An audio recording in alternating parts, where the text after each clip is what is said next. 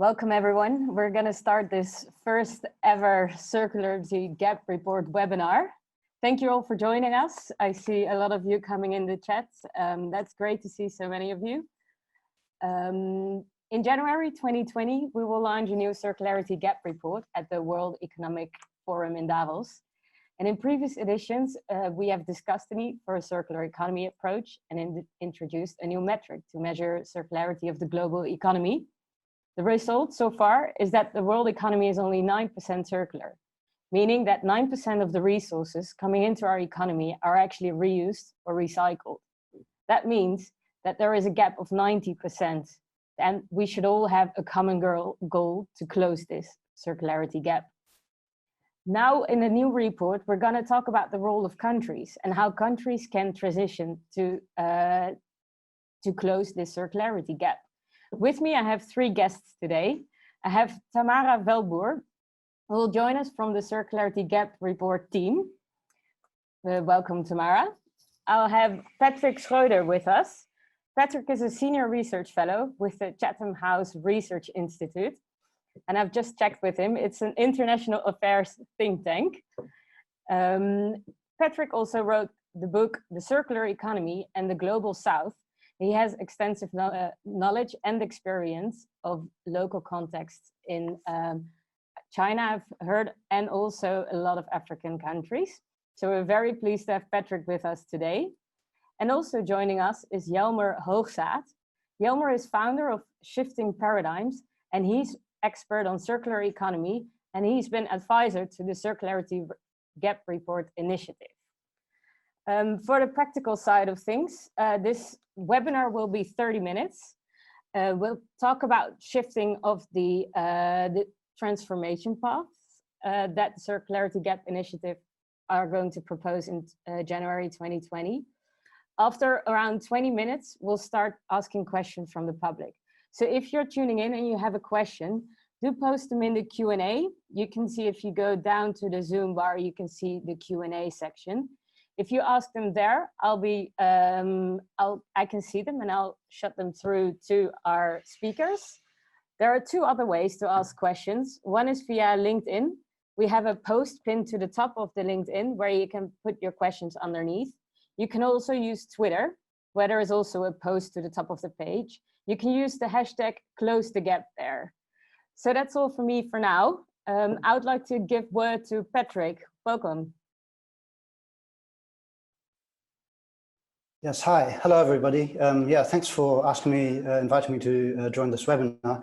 And so I just wanted to start saying that so research on countries is very important. And so during my research, something that we focus on is the circular economy transitions in developing countries.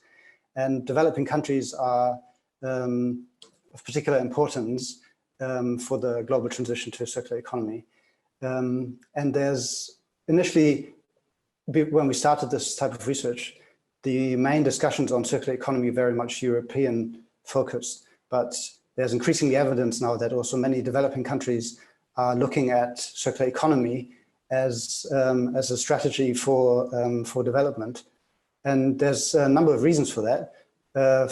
For instance, one reason is that many governments are realizing that the circular economy is potentially a way that can help governments to implement the Sustainable Development Goals, which are the Agenda 2030.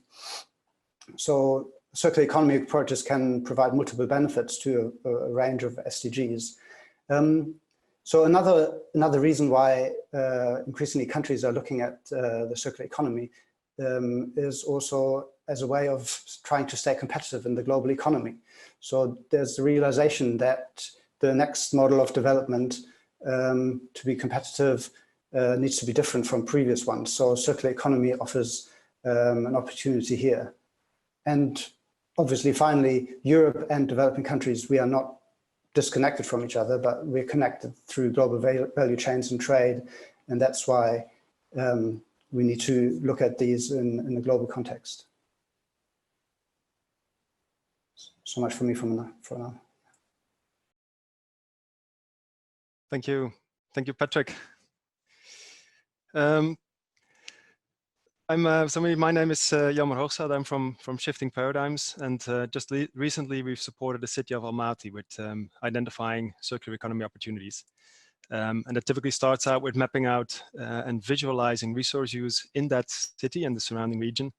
And then together with stakeholders, look at these visualizations and trying to identify the most promising circular economy opportunities, and from there move into next steps. What can you do tomorrow to make in the transition to a circular economy? That's also something we've done earlier in Lao PDR, and I'll provide throughout the webinar today a few examples from these two projects which we've done. I think what we've certainly learned is that in the transition to a circular economy, really nobody starts from scratch. No country, no city. In all countries, very interesting circular economy initiatives are already happening, although not everybody may refer to it as a circular economy. There certainly is a lot of other terminology out there which I think reflects the same objectives and sometimes even the same strategies. And next to this, I'm excited that the third GAP report is focusing on nation states for a few reasons. First of all, I think that there certainly is growing interest. I think also what you refer to, Patrick, it's about a competitive position of countries and regions. And for that reason, countries have an increasing interest to also understand their resource profile. What metabolism are they part of? Next to that, focusing on one of the SDGs, it's the national governments that have a commitment under the Paris Agreement. And the circular economy is a very powerful response to the climate crisis. And I think the only way to get back on track to a 2 degrees world. Very simply because the circular economy goes far beyond what the current pledges under the Paris Agreement can achieve. And finally, we see an increasing number of national governments standing up and taking control. Lao PDR, which stopped issuing new mining concessions since they felt they lacked control over the environmental consequences. And other countries very recently taken control over trade flows in order to protect their own environment or even economy, and therefore limiting the import of waste or secondary materials. So there's, I think, a growing momentum around nation states and their role in the transition to the circular economy. Thank you, Jelmer. So my name is Tamara. I work in circular economy and also am part of the Circularity Gap Report team. And there I focus mainly on coalitions, building coalitions of stakeholders in all shapes and forms that help us shape the content of the report. And through involving stakeholders, including you today in our webinar. So what I will do is introduce the next edition of the report, which will focus on the role of countries in driving the circular transition. Now, when we started the analysis of this year's report, we realized that each country has a different starting point, and that needs to be understood before you are able to devise a sensible strategy and take the first steps towards a circular economy. Now, in this report, we define these starting points by taking societal needs and the ecological footprint that is associated with economic activities as key building blocks. In an ideal world, countries fulfill citizens' needs, such as education, a healthy environment, safety, while not overshooting planetary boundaries. For example, taking out too much raw materials or extensive CO2 emissions, causing biodiversity loss. Now, we will explore the circular economy as a tool to achieve this reality. Now, as a result of mapping countries along these two dimensions, so the planetary boundaries and the social foundation, 3 country profiles emerged that we would like to discuss with you today. I will first give a quick overview of these profiles before we dig deeper into what this means in the context of a circular economy. Now, for the 2020 Circularity Gap Report, we asked ourselves the question, what are the key characteristics to transition to a circular economy for these country profiles? Now, the first profile describes countries that are performing well in providing their citizens with a social foundation, housing, clean water, a political voice. But this is coming at a high ecological cost. And that means that these countries consume more than their fair share of our Earth's resources. So some characteristics that we have now used to describe these countries is that they overconsume and they outsource the impact of production and consumption through trade, and they are fossil addicts. Now, the second profile outlines countries that show impressive results in improving the welfare of the citizens in recent years, but still they are working on lifting substantial parts of their citizens out of poverty. They consume far less resources than Profile 1 countries, but at the same time, they do show a rapid increase in their ecological footprint. And then the characteristics.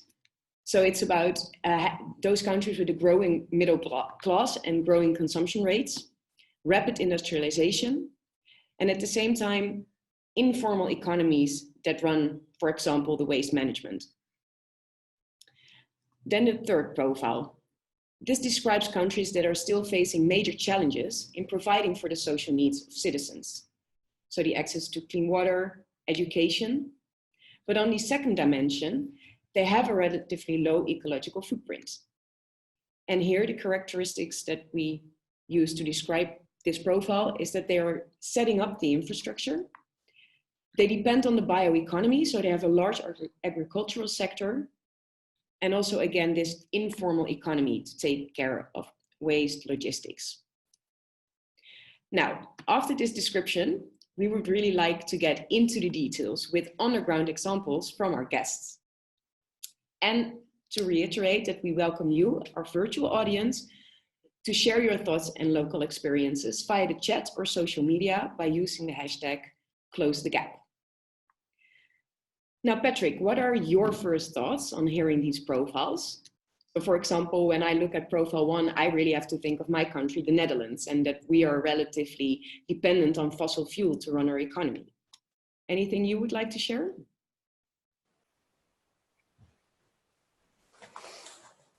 Yes, thank you. I think overall, these three profiles, they do make sense, and it's a useful approach to look at countries and, as you say, the different starting conditions that countries have.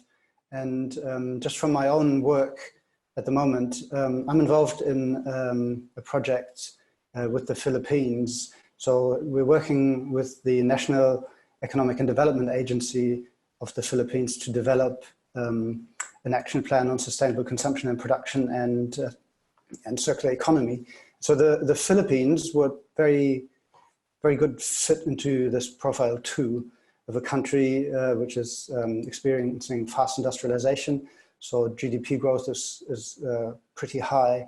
The country, Philippines, is now, it's a middle income country, and in a way, if you look at the OECD classifications, so just at the stage of shifting from a lower middle income country to an upper middle income country, which also indicates that there's a growing middle class, especially around the area of Metro Manila and the various satellite cities there. And so one of the concerns of the government is also growing consumption rates. So within Metro Manila, you have increased levels of waste generation, but also another concern is growing food waste. And so here, there's the realization that circular economy approaches can be a solution to this. At the same time, while you have a growing urban middle class in this Metro Manila area, you also still have many informal settlements and shanty towns, substandard accommodation, or in many cases, very poor living conditions. And also here, circular economy approaches, for example, modular buildings or even 3D printing for some quick and low-cost housing solutions. This can also be an option. And so these are some of the ideas we're developing together with experts from the Philippines.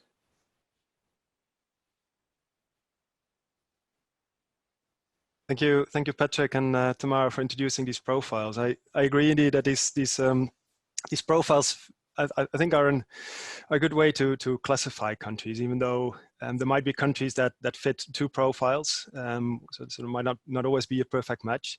But I think there are amongst countries very large differences, and the profiles will help navigating these. And let me also mention an example from what might be a profile 2 country, so Kazakhstan, which being profile 2 could be in the same category, is essentially in the same category as the Philippines, Patrick, as you mentioned, but there are also large differences. It's not really undergoing industrialization, but it already has a very large heavy industry. And what I think the countries might have in common, though, is that there's a rapid buildup of stock, whether it's infrastructure or housing stock. There's a lot of materials pouring into, for example, a city like Almaty to be able to expand and develop its infrastructure, but also expand its housing stock to accommodate for all the new residents that are coming in. Because also Kazakhstan is facing a very strong urbanization trend. And that, I think, is a very strong determinator of how resources flow. I think if you map out resource flows, the building sector comes up as a very prominent sector. Next to this, what I think is very typical, and also confirming my earlier statement that no country starts from scratch, is that there's particular traction around the reuse of secondary materials, or tapping into sort of available resources that are currently not used. In Almaty, there's a lot of interest to, or there's essentially an ambition to become a net exporter of agricultural commodities, but the soils have been degraded significantly over the last decades. While in the city itself and within the agricultural processing industries, there are a lot of organic residues available, which could be used to invest in soil quality. And that's something that's being explored and also being done already, where a chicken farm, for example, provides manure as a raw material for mushroom production. There are greenhouses which are actually fired with associated gas or waste gas, if you like, from oil extraction industries. And there's also a public debate on the architectural, or maintaining the architectural heritage in the city, which is essentially a debate about also extending the lifetime of the existing building stock. So also that is closely related to certain circular economy strategies.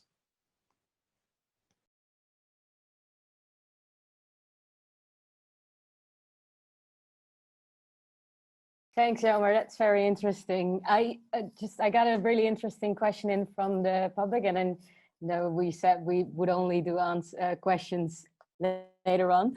But I would like to hear your take on it. And the question is about the role of education and how that differs in the different pathways. So is one of you that would like to answer this question? Yeah, maybe I could have a go at this. I mean, education is obviously very important, especially, I mean, there's two elements to this. One would be vocational training and skills that you would probably think that if you, in the circular economy, people need a different sets of skills. And so far, education systems not necessarily are geared towards educating people for a circular economy. So in the sustainable development context, so the SDG on education, so there's definitely need for improving this in order to advance circular economy. There's probably another element to this, or two other elements. So many of the skills that people currently have in sectors which might see a decline in the circular economy. And for example, there's a study from the ILO which looks at the mining sector, and the prediction is that about 20 million jobs in the mining industry will be lost over the next 10 years or so. So there's need for reskilling and retraining of people. So basically this very much links to a just transition type of approach. So in order to ensure that the circular economy creates more jobs and that those in other in sectors not lose out. So that's probably yeah, that's great. And how would you say that does it differ according to the 3 different pathways, or is it like every single country has to do it in some form and shape? Yes, I guess it would differ for the different pathways. Although I would need to look into the details if I wanted to go into say which specific educational needs are relevant for each pathway. Overall, I think something that might be cross-cutting for all of them would be, I think, digital knowledge. I think that's that would be, I think, for all three pathways, that's important to keep in mind. Yeah, that's great. Thanks. I just wanted to say again, if you have any questions, we see that loads of them come in via the Q&A and some as well via the chat box. Please send them over the Q&A so I have an overview of what comes in, so I can ask them to the speakers. Or use the hashtag #CloseTheGap. I've heard that a few of them come in there as well. So that's great. Yeah, so Tamara, do you want to continue from here? Yes, thank you. Yeah, so both Jelmer and Patrick, really interesting to hear your examples from around the world. And for example, one of the things that I was thinking about on what can we do to help countries. So for example, if I again speak from my own reference, so in the Netherlands, one of the things that we do is work with companies in the capital equipment sector, where they, maybe also tying back to the question on education, where they work together in an environment of trust, sharing both the barriers and the actions that they are taking to move their specific companies into the circular economy and incorporate those principles in their day-to-day practices. Are there any examples of barriers that you see or have heard of, or maybe even on the positive side, the interventions that could work for a specific country profile to take these first steps towards a circular economy?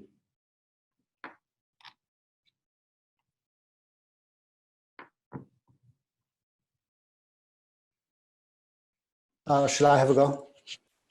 In terms of barriers, I think one of the major barriers to achieve this shift or the circular economy transition obviously is investment. So this is also an area that we're trying to understand more about in our research. So where are the investment gaps, where are the needs for investments? And yeah, based on these country profiles, for example, country profile 3, obviously when there's strong focus on bioeconomy and agriculture. So the question then obviously is, how can we facilitate these investments to go into these sectors to make both bioeconomy more circular and also more sustainable, avoid these potential conflicts between, for example, biofuels and deforestation, etc. Investments in the other categories are also lacking, although there's increasingly also shifts. So we have, for example, the European Investment Bank now also providing a 100 billion fund to support small and medium-sized companies who are often main actors in the circular economy space. There's also the investor network of BlackRock, who recently, just last week, announced that they're going to look at circular economy portfolios. And I think these are all good developments. We just, in a way, just need to make sure that they also work for developing countries and marginalized groups, the informal sector, etc. And are there any like ways that you know how we can make that work for the different countries? As you say, we know we need to make it work, but I think the how is the biggest question here. Like maybe if I can respond to that, I think for all countries it's very important to align the tax regime with the SDG ambitions, and that is to me, I think it's essentially about ensuring that the economy relies on human capital and creativity rather than on the excess use and over exploitation of natural resources, whether that's within or outside national boundaries. And also there the profiles come in, have their value, simply because in profile 2 and 3 countries, this could be about abolishing fossil fuel subsidies, whereas in profile 1 countries, you're probably rather looking at introducing of certain levels of carbon pricing, lowering tax rates on repair activities. But in all countries, I think as a sort of what is a viable intervention, I think it's important that the revenues are used also to make sure that the lower incomes are compensated for certain price increases, very simply because they often lack the means to change their consumption patterns, particularly in the short run. I think other examples in terms of barriers is that which I think to some extent also opportunities, whether it's about a lack of infrastructure, could be communication infrastructure which facilitates information sharing, but also sharing models or even products as a service. Because lack of infrastructure can hamper the adoption of certain circular economy opportunities, but it's also an opportunity to build up infrastructure in a circular manner, whether it's, for example, in the building stock, in the building sector, to build in, with modular design principles, using passive design to reduce the future energy consumption of new buildings. So there's, on the one hand, it's a barrier, but I think in the medium term, it's also an opportunity to build up stock in a circular manner. And maybe finally, I think trade flows is also an important, where a lot of waste is currently channeled into countries which lack the capacity to properly process it, or it's processed under very, very harsh health and environmental and labor conditions. On the other hand, there's a lot of organic materials leaving profile 2 and 3 countries, creating nutrient surpluses in other countries. So trade, I think, is important in the circular economy because it allows us to have the reverse logistics that are needed to, for example, extend the lifetime of certain products or give them a second life. But there's also clear environmental issues with trade flows as they are now. And that governments are stepping up to start regulating their trade flows and typically find the WTO on their side as long as they are about environmental concerns. I think it's something we're going to see more often. Any response, Tamara, Patrick? All right, let's continue with the questions then, because time is flying by. I want to open the Q&A, and also because time is going by so quickly, we've decided to, after this official part of the webinar, open a, now let's call it an after party, where everybody can discuss in a different Zoom meeting. And we can all discuss these questions because we'll definitely not have time to go through all of them at this moment. But let's start with one from Vincent. Vincent was the first one to ask a question. This question is, in which countries in Europe is there the biggest consumer awareness around the circular economy? Who wants to answer this question? I think you at Circular Economy should answer that. I think actually the Netherlands would be the country where there's the largest awareness on this. Maybe also reflecting that I think the circularity of the Netherlands is, according to the metrics used by the EU, is about 30% or so. But, another country, probably Finland, they're also very active. And how does this awareness show? How can we see that? How do we know that? Yes, maybe that's what you need to tell us on your day-to-day experience living in Amsterdam, for example. How does that show in a circular city? Yeah, well, maybe I can indeed share on that. So what, because I was indeed also thinking of our country, at least that we seem to make a lot of noise on it with, for example, also the city of Amsterdam, who is being very pioneering in this concept, really trying to make it explicit. What does circularity mean for the city of Amsterdam? And how can we involve also our citizens in this, realizing that it's not something that we can do on our own, and that you will need everyone, and also that you can and should be happy with all local initiatives that are there, highlight those, and at the same time provide that dot at the horizon and make setting ambitious goals, such as we want to be circular in 2050. So, and then looking at it more from a citizen perspective, I do think there's still more we can do, but indeed the first steps are being taken here. Although at the same time, I can imagine that there may be other countries worldwide as well who are doing this, and perhaps, so for example, Slovenia is I think also quite vocal on the topic.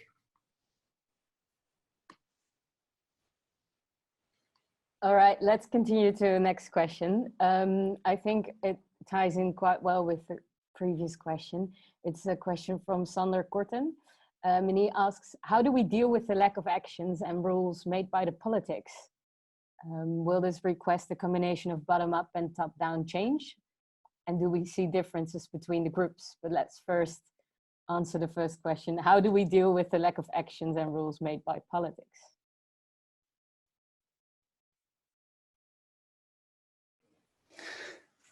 Yeah, that's a very big question.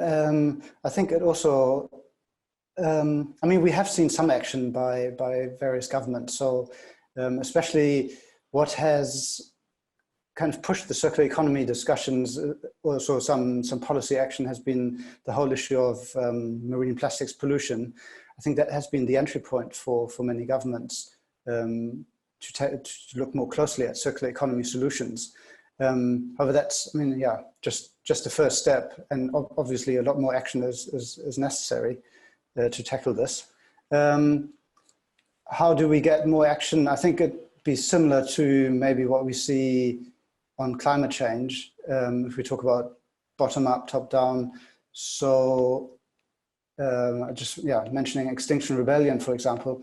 Extinction Rebellion is not just about climate change, but wider concerns about biodiversity and circular economy is likely also to linked here.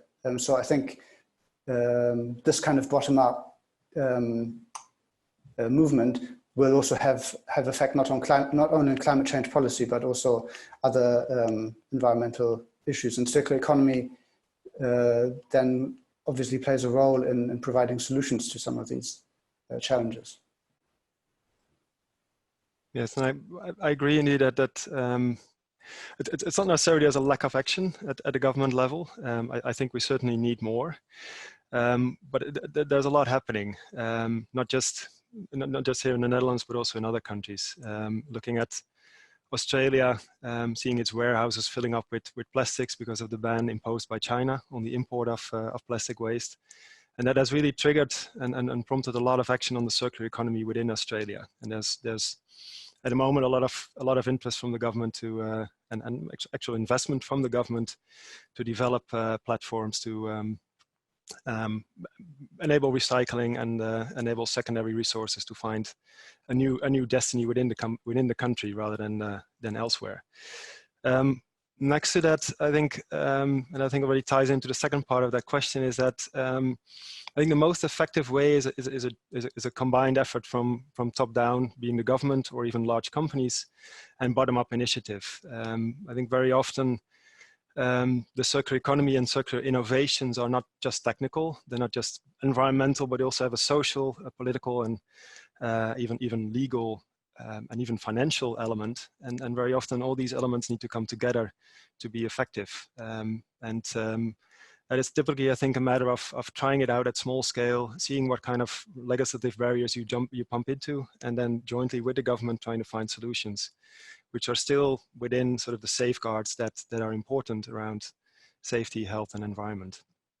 So I think it's really a joint top-down and bottom-up effort that we need here. Yeah, that's very interesting one. And one thing that governments are doing is, for example, special economic zones. And this is also part of a question that Zoe has asked in our Q&A box. It's about these special economic zones and free zones. And do you guys think that they offer a launching pad to boost circularity in developing countries? But I think Zoe asked developing countries, but let's take it a bit broader and to countries in general. Well, perhaps the way I know the special economic zones, they're typically, I think, typical tax havens, which are typically about sort of a different tax regime which attracts investors and brings in also a lot of foreign investment. I don't think that necessarily relates to the circular economy, but what I do think is that the concept might have appeal in using that same concept not so much as a tax haven, but rather as an area where legislation is maybe, well, treated differently. There are certain waivers which allows you to test circular concepts in a certain part of the country. I think with that perspective, I think a special economic zone, or maybe a special legislative zone is in a better word, could be interesting. Any other takes, Tamara, Patrick? Yeah, I think maybe the Chinese experience relates to this because China initiated their economic development in the 80s through special economic zones, and they have evolved into industrial parks, and many of them are now being transformed into so-called eco-industrial parks. And often now, circular economy, there have been various programs to support these industrial parks to implement industrial symbiosis principles, which is very much part of the circular economy for industrial development. And so the Chinese experience could be potentially relevant for other countries which are increasingly also working together with China on industrial development. And during my last visit to China in August, I went around and spoke to various people working in circular economy, and I was asking about these eco-industrial parks and industrial symbiosis, whether these circular economy principles are included in the One Belt, One Road. And I mean, so far it hasn't. Nobody was aware of any of these things, but people agreed that this would be a good idea, which would also make the investments which are currently going into One Belt, One Road a lot more sustainable. So that may be a space to watch in the future, what will happen there. Definitely, and I think among a lot of other countries, China is a really interesting one for a lot of case studies. I'm looking at the time, and unfortunately, I'm gonna stop this official version of the official one of the webinar quite soon. I just want to ask one question to all three of you to finish it off, and that's the question: how do you think these three different pathways will help us to transition to a circular economy?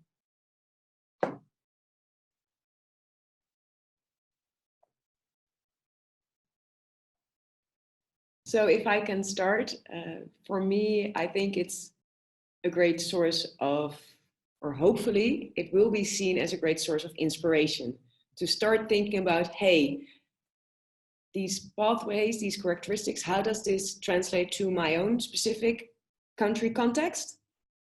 And what can we do as citizens, or how can we ask our politicians to start making this into a country strategy for circularity?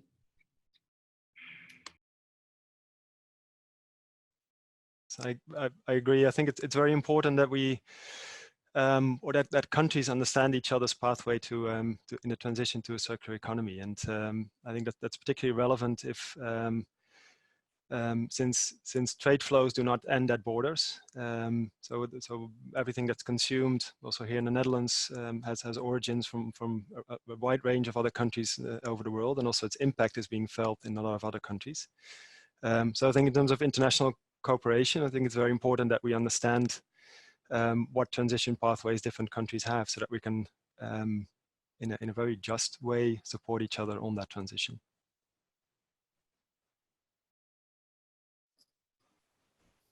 Yes, I agree with all of these. I think, yeah, absolutely.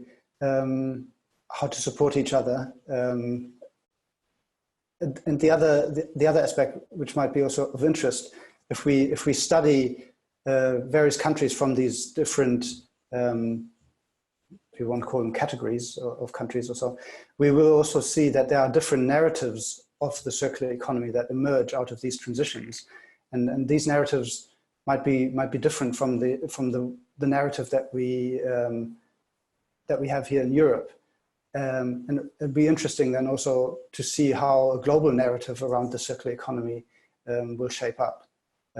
from the experiences and examples of developing countries. Well, thanks a lot to all of you. I think there is so much to discuss around these topics and still to discuss as well. It's great to hear a first take on what transition pathways are for different countries, and also to see that there are so many different ways, like all countries are unique in their own way. So a lot of different ways to transition to a circular economy. To everybody watching online, I would like to invite you to join the next Zoom meeting that we're gonna host, so that all of you can also join this discussion. I know we have a lot of questions unanswered, and I'm gonna ask the speakers to have a look at them also later on. We have a list of them here. And I would like to thank the speakers a lot, Tamara, Jelmer, Patrick. Very interesting to hear all your opinions. And I think we're all looking forward to see the 2020 countries Circularity Gap Report being launched. So that's it for today. I hope you all enjoyed, and see you soon.